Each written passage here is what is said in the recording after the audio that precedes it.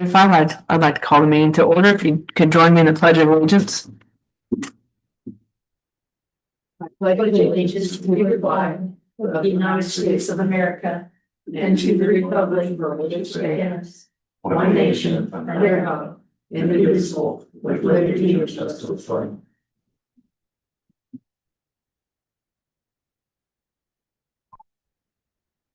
Okay, we have nothing under proclamation, so we'll move on to the consent agenda. Do we have any questions or Brad, any comments on the consent agenda? No comments from me. I'll make a motion to approve the consent agenda as presented. Second. It's been moved and seconded to approve the consent agenda as presented. Any further discussion? If not, Jane? All in favor? No. Aye. Motion passed 5-0. Nothing under the public comments, petitions, and memorials or business, so we're gonna move on to the new business. Item 1, the airport hangar proposal. Brad? Yes, I was contacted by Darren Runabaum, who he was interested in leasing the old hangars that are at our whichever airport. I would like to, these are the hangars that we've been kind of going over quite a few KDOT projects with. We had taxiway improvements.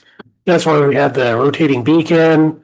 The runway lights were put on there. He was kind of interested in those hangars. He's very aware of the condition of them right now.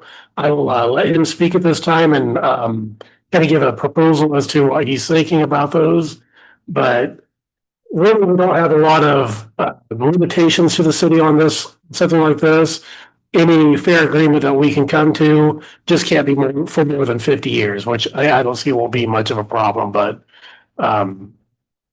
it's just we have a lot of limitations as to what we can do here. So and I can, like I said, let Darren come up and speak to all of you and answer. I'm here today as well. Yeah, I'm Darren Runabaum. I own a aerial application company out of Seneca, and I'm over here working quite a bit during the summer. And what I'm looking for in the end is somewhere to be able to put tanks, chemical out of the public eye, a shed to load out of instead of working off of a trailer. The old hangar caught my eye. I know the condition of it. But structurally, it has a nice straight roof line. It needs new doors, maybe some concrete. Power and water would be a necessity for me, whether I got to put my own meter in or whatever it is for power. But for me, I guess, however it works out, I don't necessarily need the whole building, but I would, if you wanted me to fix up the entire building, it looks like mainly it needs 40 doors.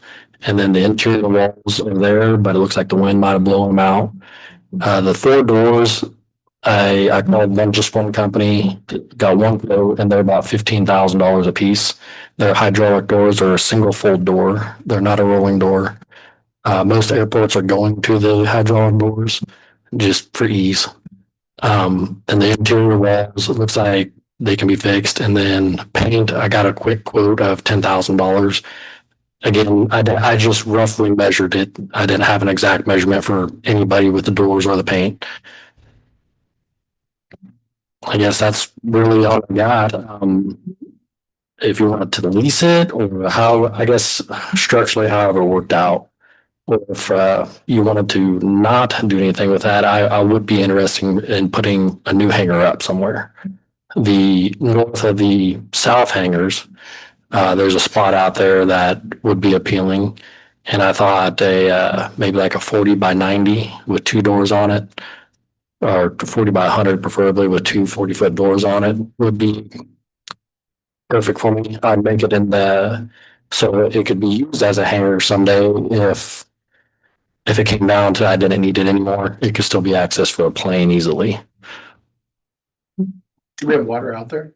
We do have water out there, and there is power available on site. I don't know that we have power to the building right now, but I know that the meter is there. I think it has had power in my time here at the city. Yeah, it looked like there was a hydrant on the southeast corner, and I did pull a handle and water came out. Yes. We typically get, the city, that's a city meter. Currently, we typically just get water samples out of there once in a while for pouring. But it'd be easy enough for us to latch onto that and get water to that building. Yeah. And where the water is right now would be fine. Okay. At other airports, I just report back to the city how many gallons I use and they send me a bill at the end of the year. Yeah. Or in Abilene, I had to put my own meter in, which is fine. A meter's not that bad. When was the last time that building was rented? That building was rented. This was, I think, there was a time period in the past when Mike Nichols was here that I believe that it was used for storage. And there were still doors on it at that time. So I'm guessing right around 10 years ago was about the last time that building was rented. I don't know for sure, but I remember when going through the projects that we've been going through, I think part of it is they wanted that not used for storage, more used for airport purposes. And so they changed it at that time from what I understand. I guess my biggest question is if I renovated the whole building, I only need one spot. There would be 3 other spots there. So me leasing it, do I get to rent those spots out? Or how would that work? Cause it's still on, city property. If you put the money in to fix it and everything, wouldn't have a problem. I mean, I myself wouldn't have a problem with him charging someone to park a plane in there. Like a sublet. Yeah, I mean, it wouldn't be any different than, Yes. people do that all the time. And that's no problem for the city. I mean, it's, I can't imagine if there's issues with that, but I'd have to make sure that there's not. But I imagine if he leases the whole building, what he does with it after that is up to him. Is that runway safe enough to take on and off on or not? Likely we would probably land there empty and then back taxi over to the south runway. I mean, but you can land on it. Yeah, it's an active runway, yeah. I mean, I know, but I've heard that there's really bad potholes and no one uses it. Yeah, it's not ideal. I mean, we will work off of it, taking loads off, but it can back taxi on it. If he is to rent it to somebody else, it would require us to maintain that runway a lot better is what I'm saying. Yeah. Which is something that we do need to do. That's in our plans now to get those problems fixed. It's just, that is something that we need to do. We need to do that with our other runway as well. And then, on the outside, I would kind of need to know like who would be responsible for mowing around it, or maybe even if there are people renting, if for snow removal. And then even on like the outside of the building on the east side for some additional concrete instead of standing in grass and such. If that's the possibility, I guess, how far out from that hangar could I work with? I think that's something that we could leave open to proposal, something that I think that we could work through, go out there and see what your needs are, and we can figure all that out. As far as the mowing goes, I know that the city mows us now.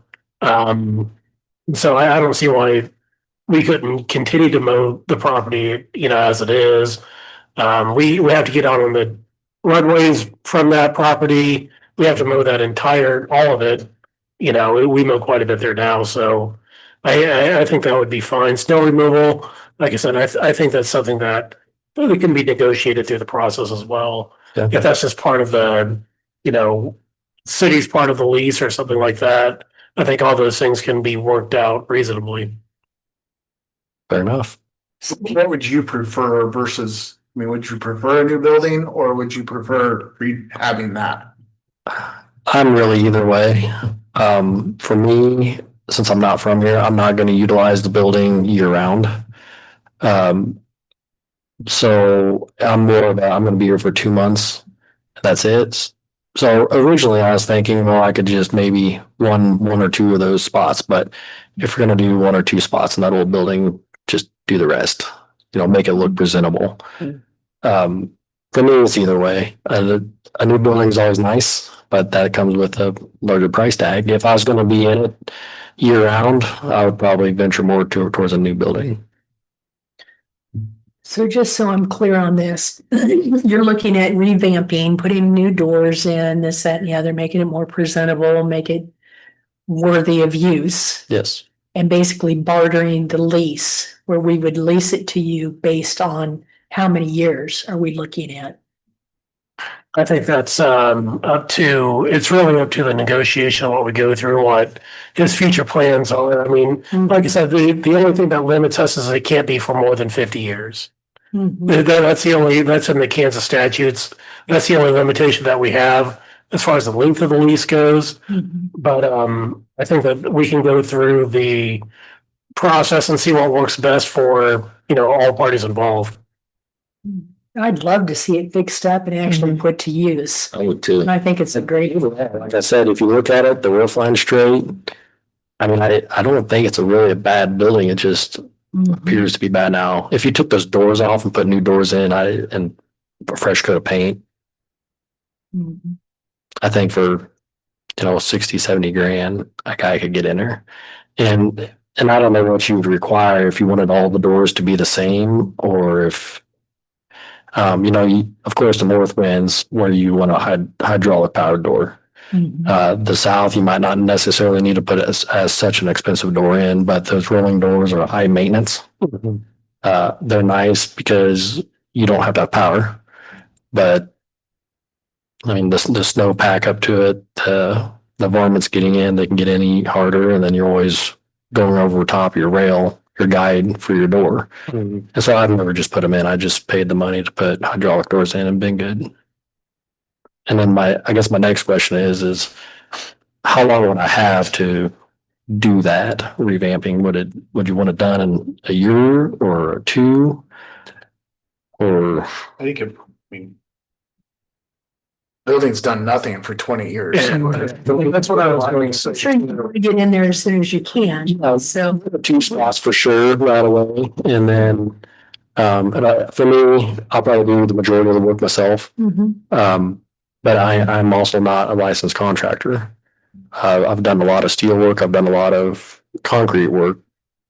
So I don't know if that would matter either. I would probably have the guys here in town with Advantage Concrete help me with concrete, and some other individuals. I wouldn't wire it myself. Yeah. I'd have someone else do that. in the water. Yeah. So if we do a lease with, for this proposal, would we insure it or would he have to insure it? And You would have, yeah. Yeah. And what about like the taxes? How would that work? There wouldn't be any taxes. There wouldn't be the taxes. You're just leasing a Yeah. municipal building on that, so. Okay. Sounds like you have a good plan. I don't have much, but I mean, it's. I think it's a great idea. I do Get the too. thing fixed up, get it put to use. Give it some curb appeal Yeah. and barter out a lease. And then you need to stop and think about, okay, what if 30 years down the road, you don't want to be involved in the lease anymore? Right. I mean, that's all gonna have to be dealt with in the contract and that, but Cancellation clause. I'd support that 100%. So, but yeah, because like on that, would I be able to say it's a 50-year lease, have 20 years, say, can I sell my lease to someone for 30 years, or how would that be structured? Or I just go back to the city's property? You'd probably go back to the city's property at that point, but I think that's something that we can work out, through the process when we talk with our city attorney on everything when we're going through the lease. I think that could all be negotiated. I think it could be handled pretty easily. Yeah. Fair enough. Well, that's what I got for you. Good Mhm. luck. Yeah, thank you. Thanks. Thank you. That's good. Need a motion on that? Not at this time. I don't have anything to prove yet. Can we move to item 2, second and open curb and gutter, Dominic?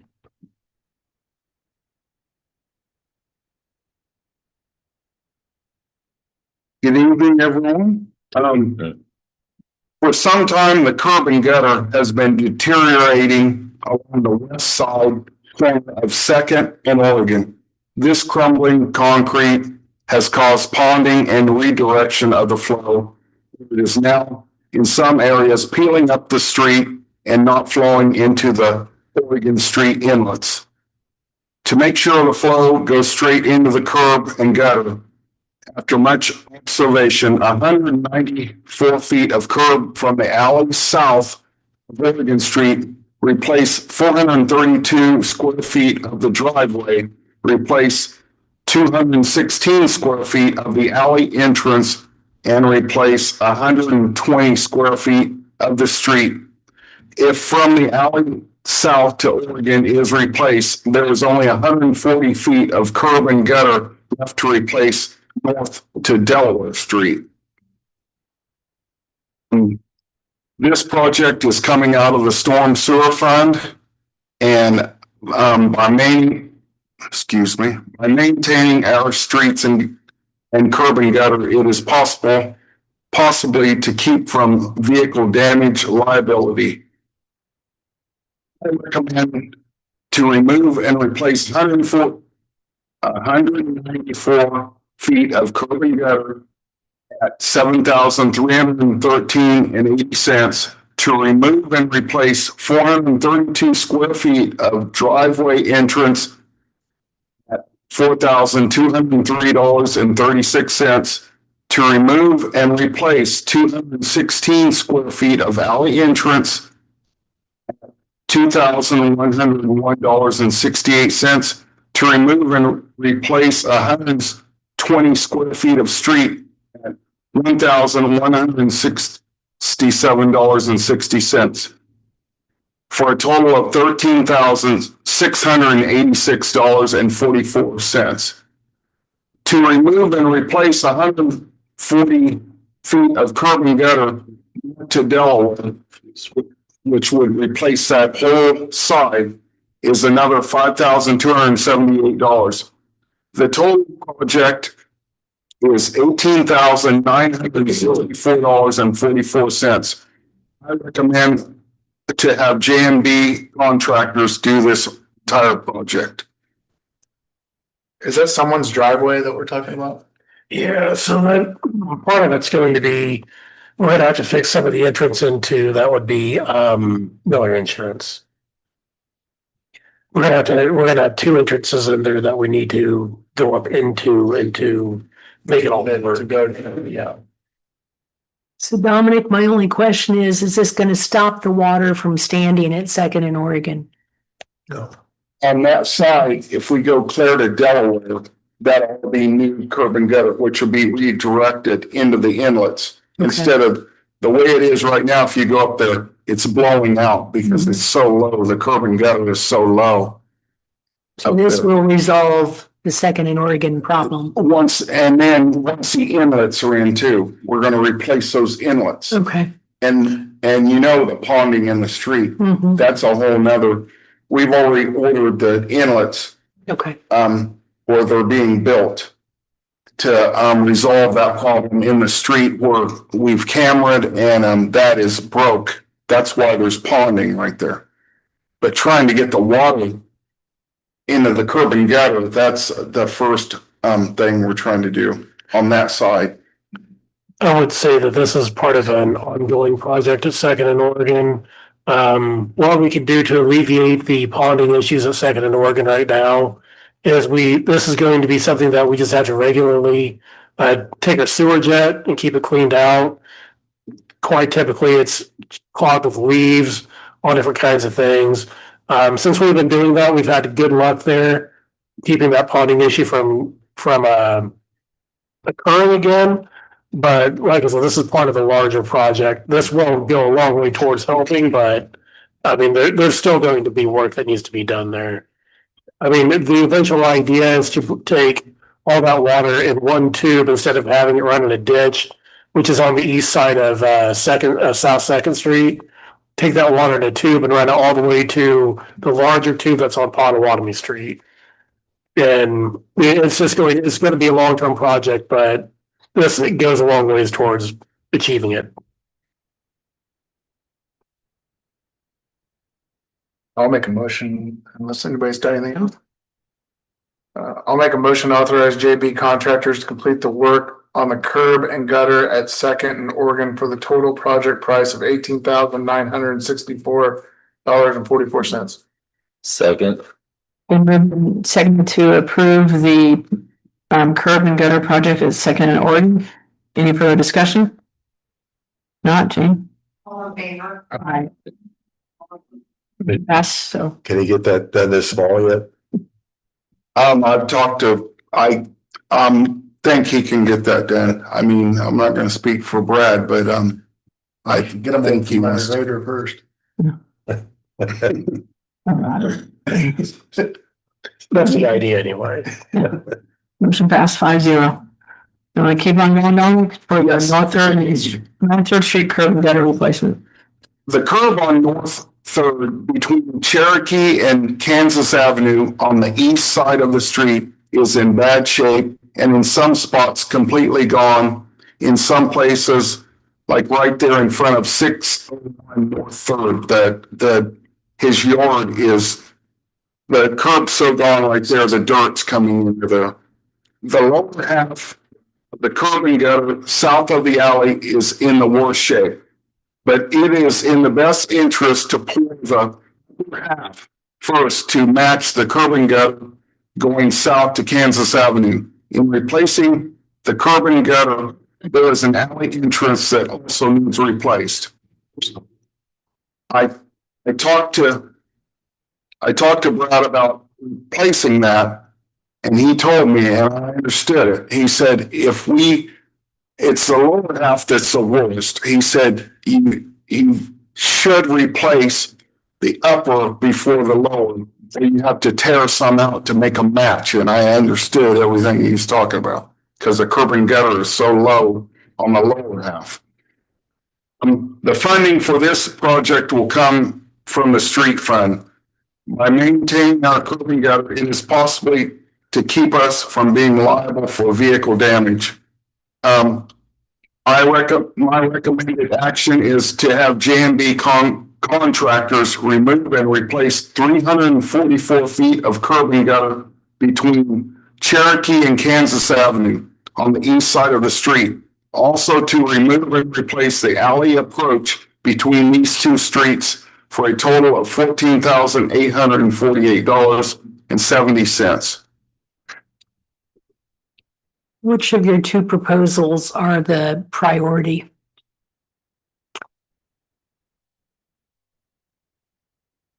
Probably second in Oregon. We started replacing on the other side of the street there in between Cherokee and Kansas probably a year and a half ago because of the water cutting into that alley so bad. We've already started and our plan is to eventually to finish that side of the street. Then both sides of that street would be completely done. I think this is one of those deals where people will actually use that alley to get to their garage. I see. And so Washing the gravel. it washes it out and it makes it difficult for them to get it out. So, Okay. I mean, I'll make a motion to have JB contractors remove and replace 344 foot of curb and gutter between Cherokee and Kansas Avenue on the east side of the street. Also to remove and replace the alley approach between these two streets for a total of $14,848.70. Second. It's been moved and seconded to approve the street curb and gutter replacement. Any further discussion? If not, Jane? All in favor? Motion passed 5-0. Thank you. Thank you, Don. Under communications, we have the Hiawatha Booster Club letter, just for your information. Is there anything else you wanted to add to that, Brad?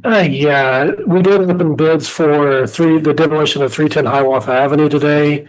The winning bid came in at $8,700. That was Allers LLC that came in with that one. And so I went ahead and authorized them to go ahead and proceed with that work. Just to let you know that we did open those bids today and that's where they came in. Do they know when we're gonna get to it? I issued a notice to proceed. They thought that they could get to that pretty quickly.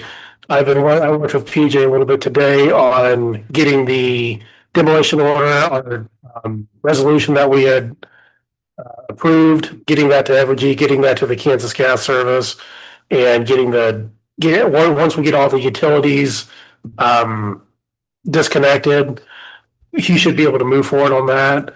I have it in the contract to have it down by November 27th. Okay. Who did you say you awarded that to? Or we'll see.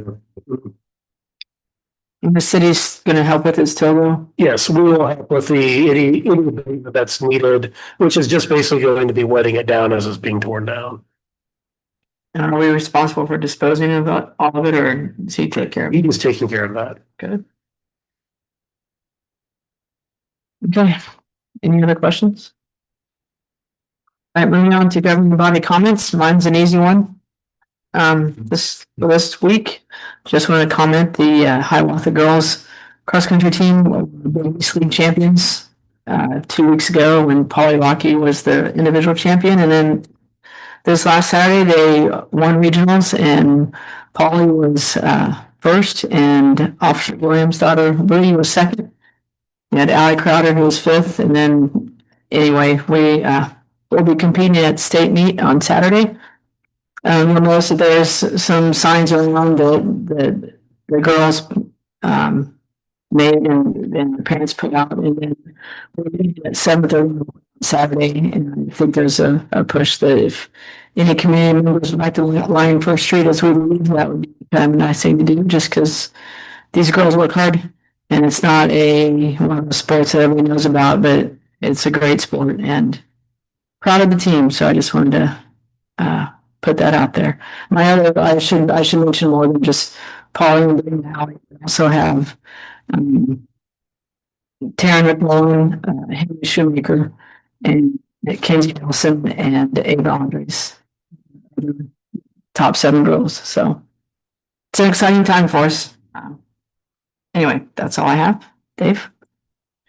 Well, this is trick or treat week, so everybody watch out for kids in the dark and the rain, so you don't hit nobody gets hurt. Wednesday and Thursday.